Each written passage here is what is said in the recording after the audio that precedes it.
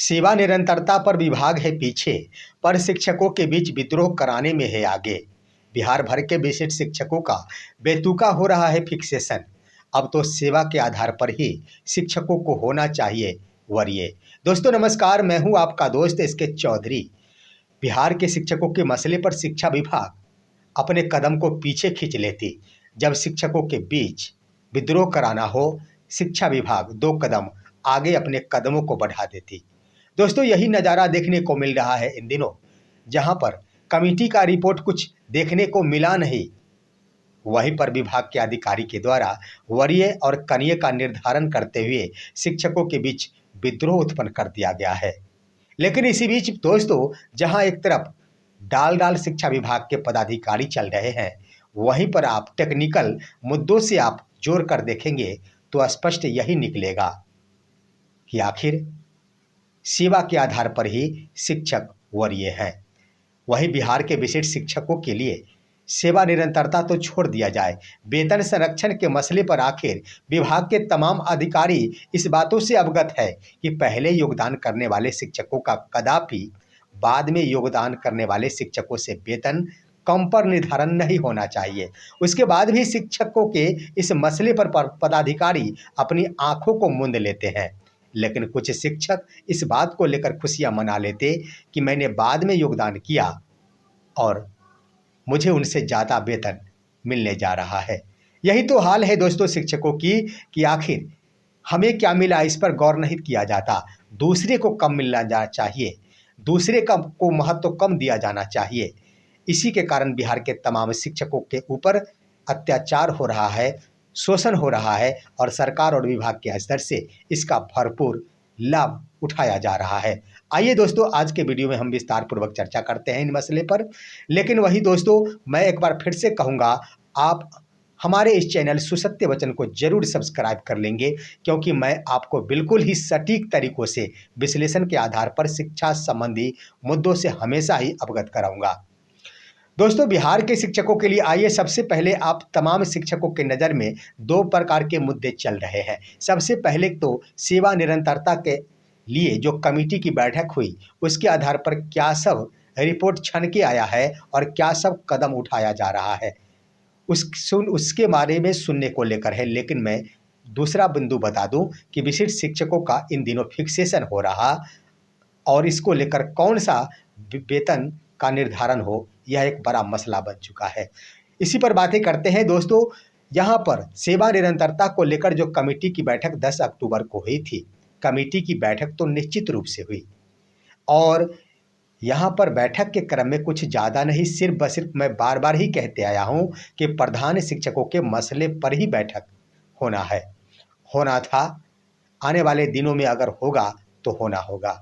लेकिन दोस्तों मैं बता दूं कि विशिष्ट शिक्षक हो या फिर किसी भी कोटि के शिक्षक हो, सेवा निरंतरता को लेकर कमेटी की कोई आवश्यकता ही नहीं है। यहाँ पर कमेटी बनाकर ही खेल खेला जा रहा है। कमेटी के द्वारा रिपोर्ट आज नहीं, पिछले 25 सितंबर को ही दे दिया गया विशिष्ट शिक्षकों के मसले को लेकर, लेकिन विभाग इसे अमली जामा पहनाए तब तो। यहाँ पर सेवा निरंतरता शिक्षकों को मिले इस ओर कदम नहीं बढ़ाया जाता, लेकिन यहाँ पर शिक्षकों को भड़का जरूर दिया जाता है। इसका जीता जागता उदाहरण है दोस्तों कि आखिर वैशाली जिले के स्तर से एक पत्र जारी किया गया है। यह पत्र आखिर यह स्पष्टीकरण ही माना जा सकता, तमाम वैशाली जिले के अंतर्गत आने वाले विद्यालयों के शिक्षकों और प्रधानाध्यापकों पर कहा जा सकता कई प्रकार के दिशा निर्देश दिए गए हैं। लेकिन एक बड़ी बात ये रही है कि इस स्पष्टीकरण पत्र के माध्यम से किसी एक व्यक्ति को चिन्हित नहीं किया गया, एक शिक्षक को चिन्हित नहीं किया गया, जिसके कारण वैशाली जिला का पूरा विद्यालय के ऊपर यह लागू हो गया। दोस्तों इस पत्र का मुख्य बात यह है कि इसमें एक बात का उल्लेख किया गया कि जो नियोजित शिक्षक है वो अविलंब ही अपना प्रभार विशिष्ट शिक्षक को दे। उसके बाद लिख दिया गया कि अगर विशिष्ट शिक्षक प्रतिस्थापित नहीं है, यानी उस विद्यालय में विशिष्ट शिक्षक नहीं है, तो उसके बाद विद्यालय अध्यापक को प्रभार सौंपा जाए।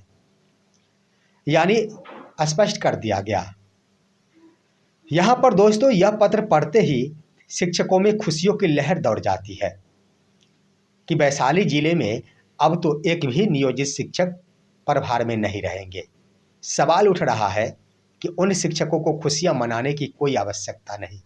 आखिर मैं सवाल पूछना चाहता हूं, बिहार के तमाम कोटि के शिक्षक कम से कम इस मसले पर विचार करें जो खुशियां मना रहे हैं कि क्या कमेटी के स्तर से वरीयता निर्धारण संबंधी रिपोर्ट आना था, वो रिपोर्ट क्या विभाग के पास पहुंच गया?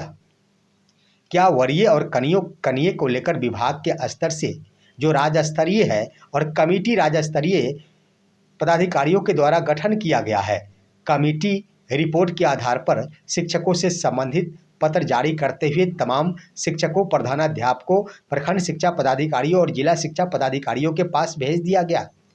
जब वरीय कनीय का निर्धारण अभी तक कमेटी के मद्देनजर ही लंबित है, तो आखिर जिला शिक्षा पदाधिकारी वैशाली के अधिकारी वो आखिर कौन होते हैं? वरीय और कनीय का निर्धारण करने वाले अधिकारी, उनका वरीय और कनीय का निर्धारण करने का कोई औचित्य नहीं बनता।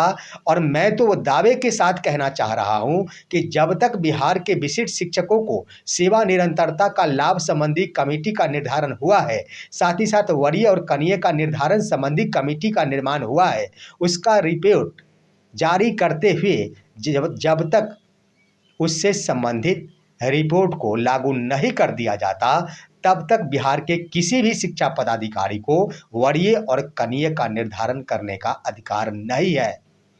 वास्तव में यहाँ पर शिक्षकों के बीच विद्रोह उत्पन्न कराया गया। आखिर कौन वरीय होंगे, कौन कनीय होंगे, ये आज तक विभाग नहीं जान पाई है। कमेटी अपना रिपोर्ट नहीं सौंपी है, या फिर सौंप भी दी हो गई होगी उनके स्तर से, तो आखिर इम्प्लीमेंट नहीं किया गया। तो मैं यहाँ पर कहना चाहूँगा दोस्तों, कम से कम शिक्षा विभाग के अधिकारियों के द्वारा ऐसा रूप नहीं धारण किया जाना चाहिए जैसे कि बिहार के शिक्षक कोई जानवर जैसे हो, और उस जानवर के सामने बीन चाहे जिस भी सुर में बजा दिया जाए, शिक्षक समझेंगे। जिस तरह जानवर समझते ही नहीं, शिक्षक समझेंगे ही नहीं। यहाँ पर कमेटी का रिपोर्ट जब तक नहीं आया, तब तक वरीय और कनीय का निर्धारण नहीं हो सकता। लेकिन मैं कहना चाहूँगा दोस्तों एक जिम्मेदारी पूर्वक कि एक औचित्य बनता है जिसके आधार पर वरीय का निर्धारण होना चाहिए, और है भी, और लागू भी सदा रहा है, एक ही क्षेत्र में नहीं सभी क्षेत्रों में। वह है उम्र के आधार पर, सेवा के आधार पर। और दोस्तों उम्र के आधार पर बिना नौकरी सेक्टर में लागू होता है, परंतु नौकरी सेक्टर में आने के बाद जब तक वरीय और कनीय का निर्धारण नहीं हुआ है, तब तक शिक्षकों को यह मान लेनी चाहिए कि सेवा के आधार पर ही वर्तमान में शिक्षक वरीय हैं, और इसे लागू करना चाहिए। शिक्षकों को अपने आप पर अपनी प्रतिष्ठा बचाने के लिए लागू करना चाहिए। यहाँ पर शिक्षक की कोटि कोई मायने नहीं रखेगा, चाहे वो स्नातक ग्रेड के शिक्षक हो, चाहे वो मध्य विद्यालय के शिक्षक हो, प्राथमिक विद्यालय के शिक्षक हो, सेकेंडरी विद्यालय के शिक्षक हो, या फिर हायर सेकेंडरी विद्यालय के शिक्षक हो। जब तक वरीय और कनीय का निर्धारण संबंधी पत्र जारी नहीं हो जाता, तब तक शिक्षकों को यही सोचना है और इसे ही लागू करके चलना चाहिए कि जिनकी सेवा सबसे पूर्व की है, जिन्होंने सबसे पहले विद्यालय योगदान की है, जिन्होंने सबसे ज़्यादा शिक्षा के क्षेत्र में अपना योगदान दिया है, वही शिक्षक सबसे वरीय है। इसमें कहीं से कोई संशय नहीं होना चाहिए। आखिर शिक्षकों को इन मुद्दों पर आवाज़ें, और इस चीज़ को विभाग लागू करे या फिर ना करे, लेकिन शिक्षकों को लागू जरूर कर देनी चाहिए जो नैतिकता कहती है। अब आइए दोस्तों, विभाग दूसरे मसले पर भी पीछे चल रही है। आप फिक्सेशन के मामले को देखेंगे, यहाँ पर कई ऐसे ज़िले हैं जिसमें कैमूर जिला है, पश्चिमी चंपारण जिला है, इत्यादि जिलों के द्वारा जो पत्र जारी किया गया उसमें स्पष्ट रूप से पहले योगदान करने वाले शिक्षकों को प्राथमिकता दी गई। परंतु दोस्तों कई ऐसे ज़िले हैं जिनके स्तर से पहले योगदान करने वाले शिक्षकों का एक इंक्रीमेंट कम दे दिया जा रहा है बाद में योगदान करने वाले शिक्षकों से। और दोस्तों सबसे बड़ी बात की यही तो होती है शिक्षकों की छवि, कि जिन शिक्षक को जो 2 जनवरी को योगदान किए हैं और उनका एक इंक्रीमेंट बढ़ जा रहा है, वहीं पर 1 जनवरी को योगदान करने वाले शिक्षक का एक इंक्रीमेंट घट जा रहा है, तो 2 जनवरी को योगदान करने वाले शिक्षक खुशियों से फूले नहीं समा रहे। यानी खुशियों का उनका ठिकाना ही नहीं है। उन्हें इस बात की खुशी नहीं है कि हमें कुछ ज़्यादा नहीं मिला है, लेकिन इस बात की खुशी ज़रूर है कि 1 जनवरी वाले को कम ज़रूर मिल गया है।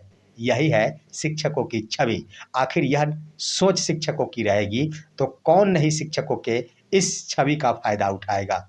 हकीकत कह दिया जाए दोस्तों, निश्चित रूप से यहाँ पर 1 जनवरी को योगदान करने वाले शिक्षक उदाहरण के तौर पर हम एक बताएंगे और एक वीडियो में भी मैंने बता चुका है। एक बात मैं कहना चाहूँगा दोस्तों कि 1 जनवरी को योगदान करने वाले शिक्षकों के लिए यह पत्र में यह स्पष्ट किया जाता है कि 1 दिन पूर्व का वेतन यानी 31/12/2024 का वेतन, लेकिन ऐसी बात नहीं। आप नियमित कोटि के शिक्षकों से आप मशविरा ले सकते हैं।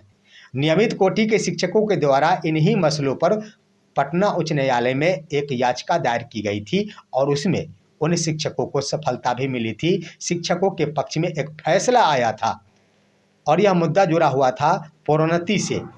पहले शिक्षा विभाग के स्तर से प्रोन्नति की तिथि से 1 दिन पूर्व के वेतनमान में बढ़ोतरी दिया जाता था, लेकिन जब शिक्षकों के द्वारा पटना हाई कोर्ट का सहारा लिया गया, उसके बाद उनकी ओर से जो आदेश आई, उस आदेश के बाद जिस तिथि को शिक्षकों को प्रोन्नति हो रही है, उस तिथि के वेतनमान में जोड़कर उन्हें वेतन बढ़ोतरी का लाभ मिला था।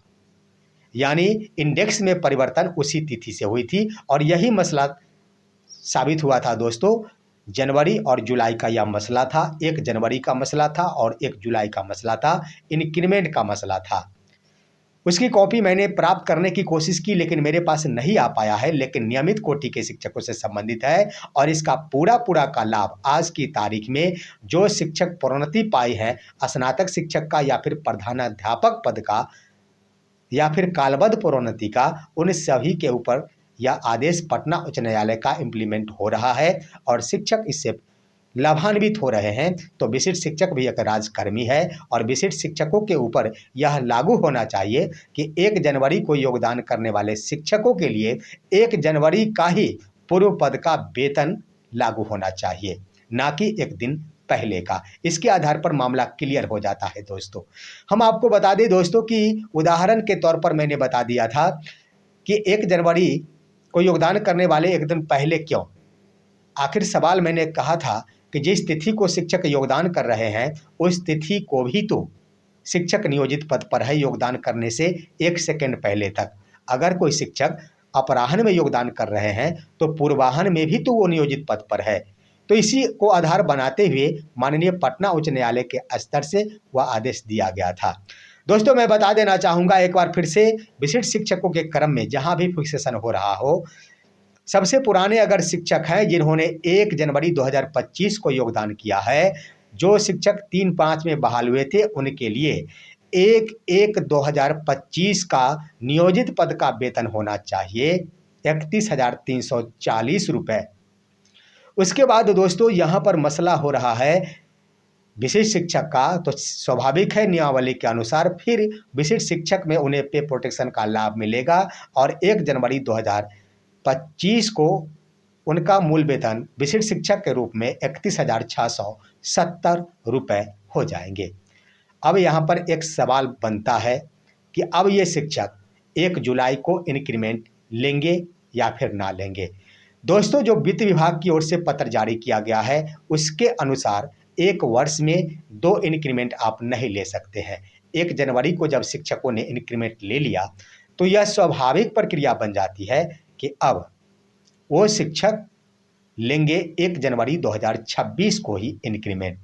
लेकिन विभागीय लापरवाही कह दिया जाए तो विभाग ने ही अब 1 जनवरी को योगदान करने वाले शिक्षकों को अब 1 जुलाई को एक इंक्रीमेंट दे दिया। तो आखिर क्यों? विभाग अपनी लापरवाही छुपाने के लिए आखिर शिक्षकों के वेतन को क्यों कम कर रहे?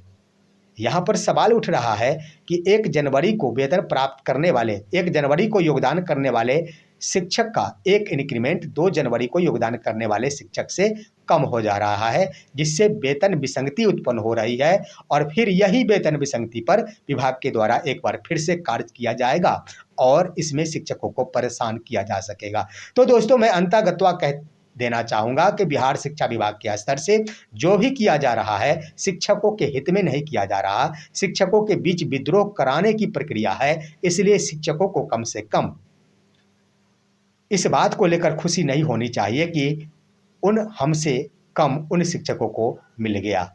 यहाँ पर हर कोई शिक्षक है। और एक बात कहना चाहूँगा, उम्र के आधार पर अन्य वर्गों में होते हैं निर्धारण, लेकिन शिक्षा विभाग में सेवा के आधार पर शिक्षकों को सम्मान जरूर मिलना चाहिए और शिक्षकों को भी करना चाहिए।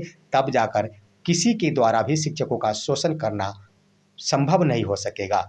अगर इसमें बदलाव नहीं होते तो शिक्षकों के साथ समस्याएं उसी तरह जागृत ही रहेगी। फिलहाल आज की खबर यहीं तक।